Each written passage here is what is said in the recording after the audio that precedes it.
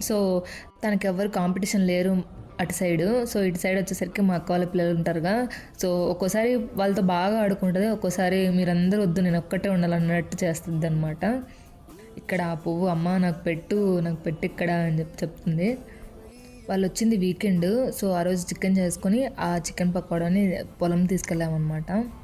Daddy వాళ్ళు మిరప చెట్లు వేశారు రీసెంట్గా. అందుకని చెప్పి ఆ పొలంలో మధ్య మధ్యలో ఈ చెండువులు కూడా వేశారనమాట. అవే అక్కడ వాళ్ళు తీసుకొని ఆడుకుంటున్నారు. ఇంట్లోకి కూడా కావాలని చెప్పి కొన్ని మిరపకాయలు అయితే కోస్తున్నారు. మా డాడీకి పొలం అంటే ప్రాణం ఇంకా. సో వాళ్ళు ఎక్కడ తొక్కేస్తారో చెట్లు అని చెప్పి వాళ్ళని అస్సలు లోపలికి పోనీయట్లేదు అనమాట.